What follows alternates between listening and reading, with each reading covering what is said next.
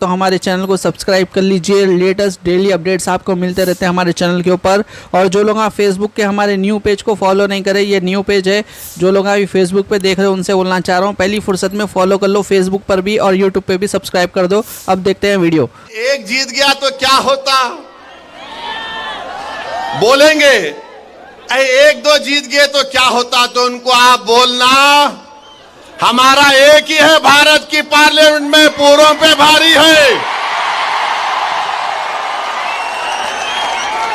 पूरों पे अल्हम्दुलिल्लाह। ये एक फारूक है, एक नहीं बल्कि अब के बहुत कामयाब होंगे इंशाअल्लाह ताला मजलिस के। मगर ये लोग आएंगे आके आपके कान में जैसा इबलीस थूकता, ऐसा नहीं, ऐसा हो सकता क्या, देखिए ये मैथमेटिक्स ऐसा है, ये इतना ये इतना ये इतना ये इतना। फिर बाज आके बोलेंगे तेरे को कितना चाहिए, बोल देता हूं।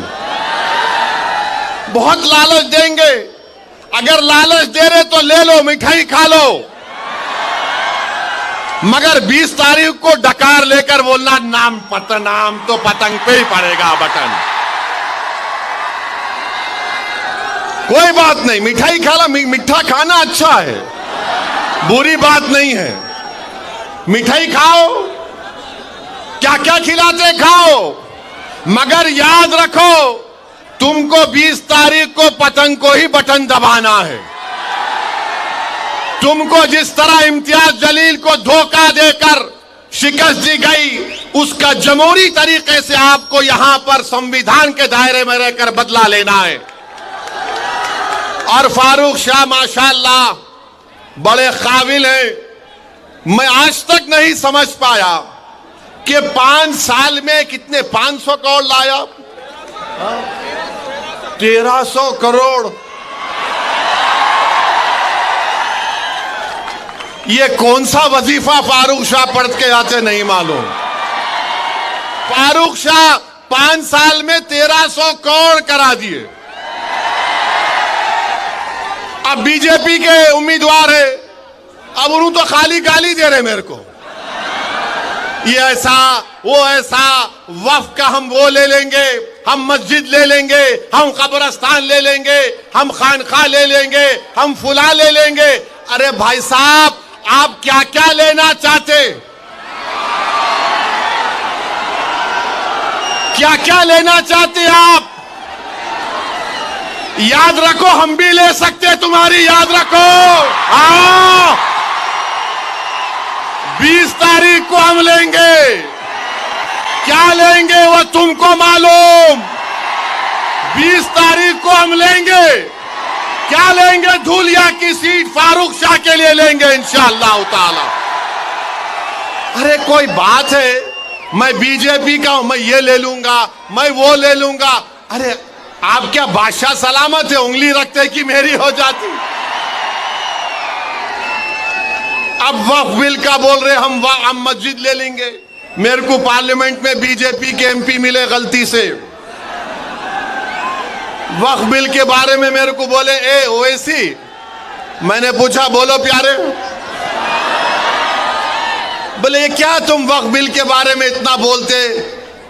अरे यार, तुम जाके खेत में नमाज पढ़ते, वो तुम्हारी वक्फ हो जाती।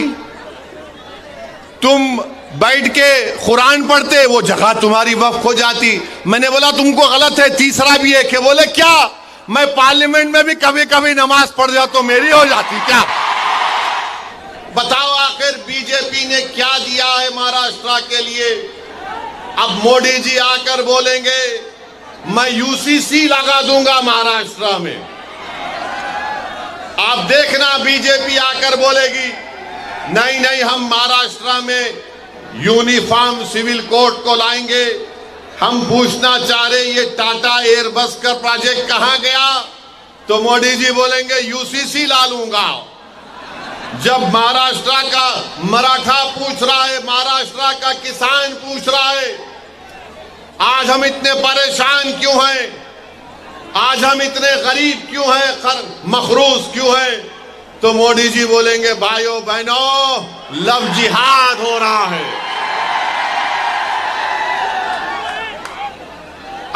बताइए, महाराष्ट्र में इतना बड़ा प्रदेश, मगर इसके बारे में बीजेपी के पास कोई प्रोग्राम नहीं है। आप देखते हैं कि महाराष्ट्र में बाबा सिद्दीकी का कत्ल कर दिया गया, गोली मारकर मुंबई में बाबा सिद्दीकी को गोली मार दी गई। क्या हो रहा है महाराष्ट्र में कि 3 बार का एमएलए बाबा सिद्दीकी, उसको गोलियां मार देते हैं, 6-6 गोलियां मारते हैं। बताओ नरेंद्र मोदी, बताओ अमित शाह, बताओ शिंदे, बताओ फडणवीस, कैसे बाबा सिद्दीकी की मौत हो गई? अरे बताओ अजीत पवार, वो तो तुम्हारी पार्टी का था, तुम अपनी पार्टी के आदमी को नहीं बचा सकोगे तो तुम अपने आप को कैसे बचाओगे? नहीं नहीं, हम इतने दिन में पकड़ के दिखाएंगे। किसको पकड़े तुम? कहां है पकसल करने वाला? तो हर 2 दिन को मीडिया में आता, पुलिस वहां गई, पुलिस यहां गई, पुलिस वहां गई। अरे क्या महाराष्ट्र की पुलिस बड़ी काबिल पुलिस है? महाराष्ट्र के पुलिस का इंटेलिजेंस नेटवर्क बहुत स्ट्रांग है, मगर क्योंकि मोदी का राज है इसलिए महाराष्ट्र की पुलिस को कमजोर करके रख दिया गया। और इसी कमजोरी की वजह से आज आप देखते हैं कि जुल्म पे जुल्म हो रहा है, जुल्म पे जुल्म हो रहा है। बाबा सिद्दीकी को क्यों मारा गया? किसी के पास जवाब नहीं है। कोई बोलता है कोई जेल में बैठा है उसने मार दिया, कोई बोलता है नहीं वो फुला झगड़ा था उसने मार दिया। अरे सवाल ये पैदा होता है कि मारने वाले के पीछे दिमाग किसका है? वो दिमाग कौन है? तो बोलेंगे नहीं नहीं हम देख रहे हैं, कोशिश कर रहे हैं। मेरे अजीज दोस्तों और बुजुर्गों, महाराष्ट्र में कोई एक उठ के बोलता है बीजेपी का नेता, मैं मस्जिद में घुस के मारूंगा। अब आप बताइए, उस पे केस तो बुक हो गया, मगर बोल रहा है मस्जिद में घुस के मारूंगा। आखिर महाराष्ट्र में इतनी छूट कैसे मिल गई इन लोगों को कि कोई एक समुदाय के मजहबी जगह के बारे में कहता है कि मैं मस्जिद में घुस के मारूंगा? आखिर क्या करना चाहते हैं महाराष्ट्र को ये लोग? क्या यहां पर आप दंगे कराना चाहते हैं मोदी जी? क्या करना चाहते हैं महाराष्ट्र में आप? फिर कोल्हापुर की मस्जिद की बेहुरमती कर दी गई। आखिर क्या हुआ वहां पर? कौन है उसके पीछे? फिर आप ये भी देखते हैं कि कोई एक फुला शख्स है, उन्होंने रसूलुल्लाह सल्लल्लाहु अलैहि वसल्लम की शान में गुस्ताखी करने की कोशिश की। उनके बाजू खड़े हो जाते हैं शिंदे और बोलते मैं इनके साथ हूं। अरे आप उनके साथ हैं या महाराष्ट्र के जनता और भारत के संविधान के साथ हैं? बताओ शिंदे। कोई खड़े होकर अनाप शनाप बकता है, कानून उसके ताल्लुक से कहता है कि किसी को भी इजाजत नहीं है कि वो किसी मजहब के बारे में अनाप शनाप बके। और सारी दुनिया जानती है कि इस्लाम के मानने वालों के लिए प्रॉफेट मोहम्मद सल्लल्लाहु अलैहि वसल्लम, हमारे जिस्म से अगर पूरा खून भी निकल जाए तो हमारे लिए कम है। वो है हमारे लिए प्रॉफेट मोहम्मद सल्लल्लाहु अलैहि वसल्लम। मगर कोई एक्शन नहीं लिए, खाली एक रस्मी केस बुक कर दिए और बोले नहीं केस बुक हो गया। जो मजलिस को बी टीम बोलते, कोल्हापुर का एमपी उनकी बहू ने विड्रा कर लिया, शिंदे को नमस्ते कर लिया। अब बी टीम कौन हुए बताओ? अब बी टीम कौन हुए बताओ आप? जिस शख्स ने रसूलुल्लाह सल्लल्लाहु अलैहि वसल्लम के खिलाफ अनाप शनाप बका, पूरे महाराष्ट्र में पूरे बड़े बड़े लोग थे ना, जो अपने आप को सेक्युलर बोलते हैं, जो अपने आप को मसीहा मानते हैं, जो कहते हैं कि हम है ना तुम्हारे लिए, तुम क्यों डर रहे। मगर किसने एहतजाज बुलंद किया? कोई पार्टी आगे नहीं आई। अगर कोई आगे आया तो इम्तियाज जलील आगे आया। इम्तियाज जलील ने कहा कि हम जुलूस निकालेंगे, हम औरंगाबाद से बंबई जाएंगे। तो ये जो हमारे ओटों को तोड़ने वाले लोग हैं, जो पीछे से भी वार नहीं करते, जो सिर्फ साजिश करते हैं, वो बोले नहीं नहीं कुछ नहीं होगा, ये ऐसा ही बयान दे दिया, कुछ नहीं होगा, कोई नहीं आएगा, कहां से कोई गाड़ी लाकर आएगा, अरे ये तो मजलिस ने एक शोशा छोड़ दिया, कुछ नहीं होगा। लोग हमको भी फोन करके बोलते थे। मैंने उन नौजवानों से कहा कि जब तारीख का ऐलान हो चुका है, अब हम वापस नहीं जाने वाले हैं। बात शुरू हो गए, नहीं नहीं मजलिस दंगा कराना चाहती है, मजलिस दंगा कराएगी। हमने कहा दंगा कराने के लिए हमने कॉल नहीं किया।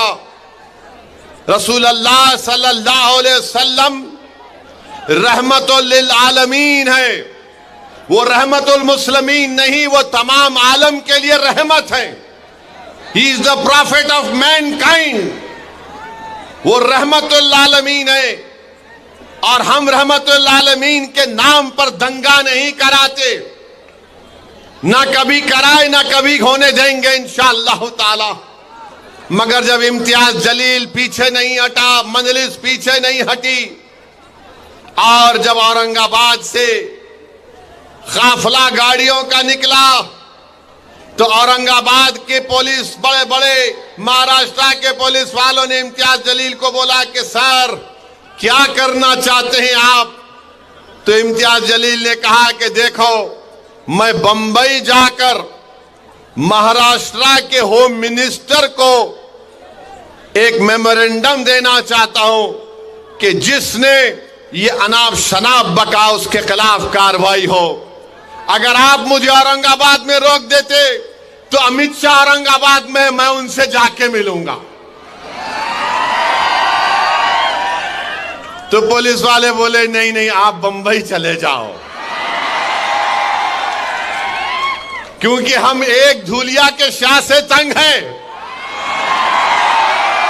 अगर आप भारत के होम मिनिस्टर शाह को तंग करेंगे तो हमको तंग कर देगा वो। तो हमने कहा कि धूलिया का शाह है और शाह रहेगा इंशाअल्लाह ताला। मगर अमित शाह अब महाराष्ट्र में आके चीखा मार मार के बोलेंगे, क्यों ऐसा उंगली उठा के, ऐसा उंगली उठाते। मगर जुलूस गया। मैं सलाम करता हूं आप तमाम को।